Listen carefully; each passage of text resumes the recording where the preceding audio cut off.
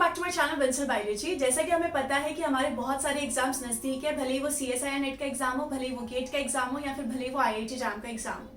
सारे एग्जाम बहुत ज्यादा नजदीक है और आजकल जब भी मैं क्लासेस लेती हूँ ना तो स्टूडेंट्स का यही क्वेश्चन आता है कि मैम लास्ट मंथ स्ट्रैटेजी बता दो, मैम किस तरीके से रिवीजन करना है ये बता दो। तो मैंने सोचा कि चलो एक वीडियो हम बना देते हैं ताकि आप सभी स्टूडेंट को आइडिया मिल जाए कि किस तरीके से रिवाइज करते हैं, किस तरीके से मैं प्रेफर करती हूँ रिवाइज करना, जिससे रिजल्ट मेरे को देखने को मिलते हैं। अगर हम यहाँ पर देखिए, हम जब भी रिवीजन कर रहे होते हैं ना, आपको रिवीजन करने के लिए ज्यादा से ज्यादा ना क्वेश्चन को सॉल्व करना है।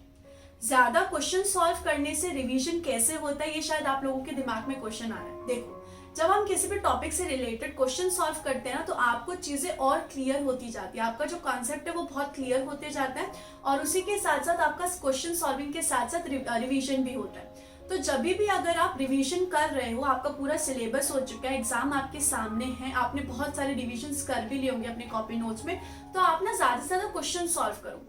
क्वेश्चन सॉल्व करना है क्यों? क्योंकि आपको उससे रिवीजन हो सके और आपको पता चल सके कि भाई आपके कितने क्वेश्चन सही हो रहे हैं। क्वेश्चन सॉल्विंग से आपका रिवीजन तो हो ही रहा है, ताकि उसके साथ साथ ही आपको क्वेश्चन अटेम्प्ट करने के तरीके पता चल रहे हैं, किस तरीके से आपको क्वेश्चन को सॉल्व करना है।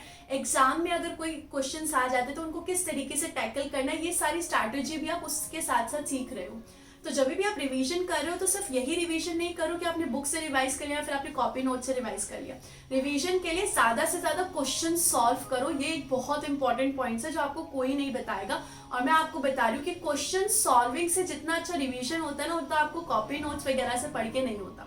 तो इसका ये मतलब नहीं है कि आपको आखिरी मंथ या आखिरी 20 डेज में सिर्फ क्वेश्चन से सॉल्व करने हैं। ऑब्वियसली बात है, आपको कॉपी नोट्स में से भी रिवाइज करना है, क्योंकि आपके जो कॉपी नोट्स है उसमें आपको एक एक लाइन पता चलती है, तो आपकी कोई लाइन मिस नहीं होनी चाहिए। ऐसा हो सकता है कि क्वेश्चंस में कोई लाइन के ऊपर क्वेश्चंस ना हो, कोई टॉपिक के ऊपर क्वेश्चंस ना हो, तो वो भी आपका मिक्स नहीं होना चाहिए।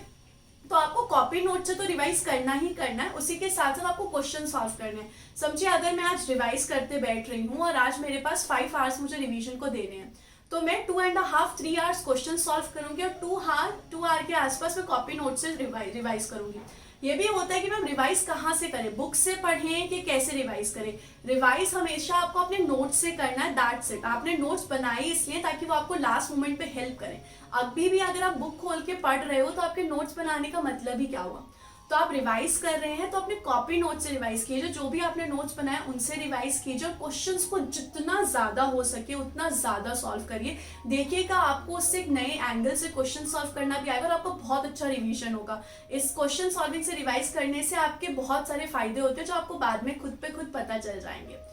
तो जो लास्ट मंथ की स्ट्रैटेजी है उसमें आपको कुछ नहीं करना होता है, आपको उसमें सिर्फ क्वेश्चन सॉल्व और रिवीजन करना होता है। जो भी स्टूडेंट्स मुझसे इतने टाइम से पूछा मैम क्या करें क्या करें क्या करें, आई होप उनको उनका जवाब मिल चुका होगा। अब वो टाइम तो हो चुका है कि भाई अब वो टाइम तो चला गया, अपने नए टॉपिक जितने भी पढ़ने थे आपने पढ़ लिए होंगे।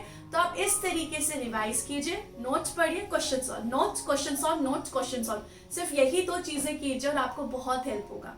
Thank you so much guys. Don't forget to subscribe my channel and share this video with all your friends. Thank you so much guys. Bye bye. Take care.